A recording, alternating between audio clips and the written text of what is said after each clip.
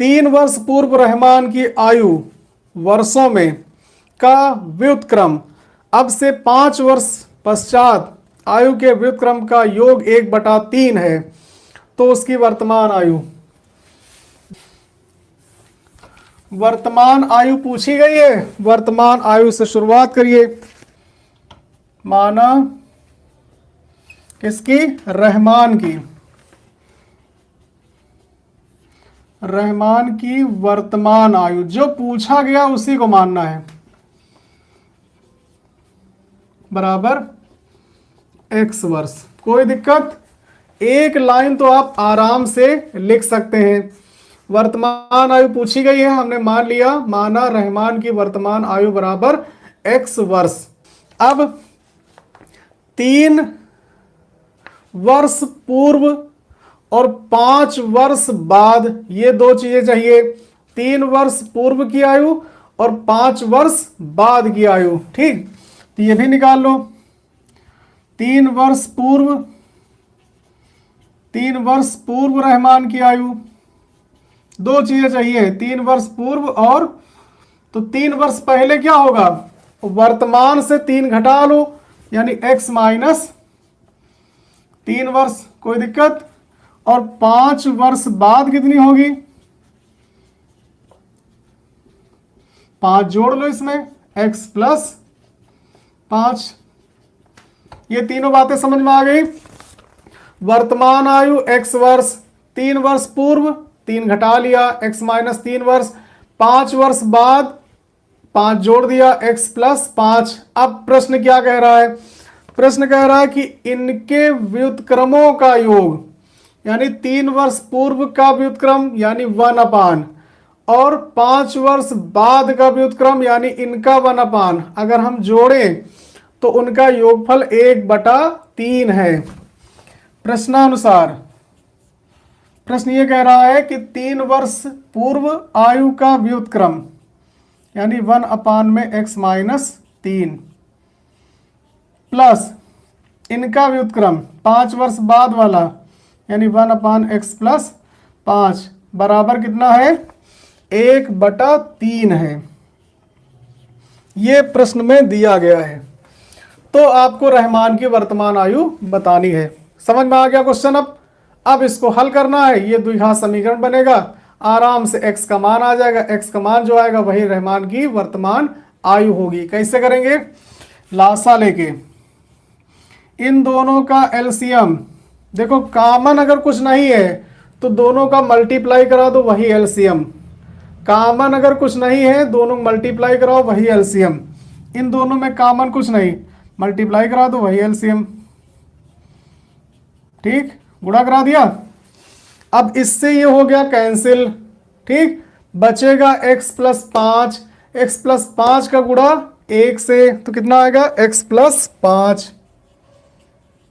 ठीक, बीच में लगा है प्लस तो लगा दिया प्लस।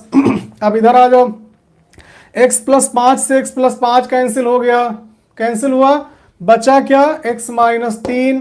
x माइनस 3 का गुणा 1 से, तो आ गया x माइनस 3 बराबर में 1/, क्या दिक्कत है? कितना आसान। चलो नीचे गुणा करा दो, तो x का गुणा x स्क्वायर, x का 5 से 5x, माइनस 3 का x से माइनस का 3x, और माइनस 3 का 5 से माइनस 5 3 15। ऊपर ब्रैकेट ओपन कर लो, x plus 5 plus x minus 3। कोई दिक्कत किसी को? आगे बढ़ो, x और x मिला करके 2x, 5 में से 3 घट गया 2, नीचे सबसे बड़ी घात x स्क्वायर, 5x और माइनस का 3x घटेगा, प्लस का 2x और माइनस का 15 बराबर में 1/3। कैंची गुणा करा लो, 3 का गुणा इससे हो जाएगा, 1 का गुणा इससे हो जाएगा।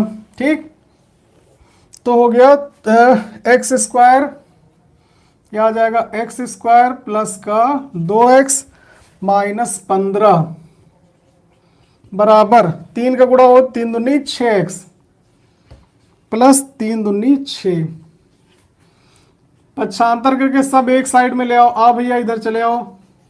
एक्स स्क्वायर प्लस का 2x माइनस का 15, 6x इधर आएगा माइनस का 6 इधर आएगा माइनस का हो जाएगा।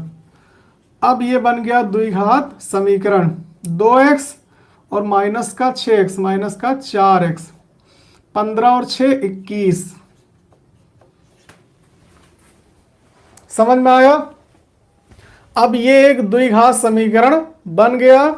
अब इसके गुणनखंड करो, पूर्ण वर्ग बनाओ, चाहे श्रीधराचार्य सूत्र लगाओ, कुछ भी करो।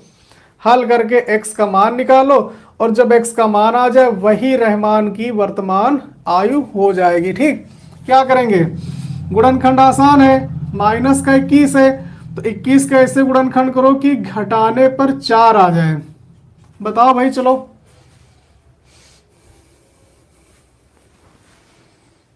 कितना होगा? 7 तिया 21 और 7 में से 3 घटाओ 4। सिंपल सी बात है भाई। तो एक्स स्क्वायर माइनस लाना तो बड़ी संख्या माइनस की, 7 त्रिक 21। कोई दिक्कत? एक्स कामन, एक्स माइनस 7 प्लस का 3 कामन, एक्स माइनस 7। अब x माइनस 7 तो x प्लस 3। मान लो भैया बारी बारी से, यदि x प्लस 3 बराबर 0 तो x बराबर माइनस 3, और यदि x माइनस 7 बराबर 0 तो x बराबर 7। अब आयु किसी की माइनस में तो होती नहीं है, तो आयु किस में आएगी? प्लस में आएगी। तो अतः रहमान की वर्तमान आयु, आयु नहीं वर्तमान आयु कितनी? 7 वर्ष।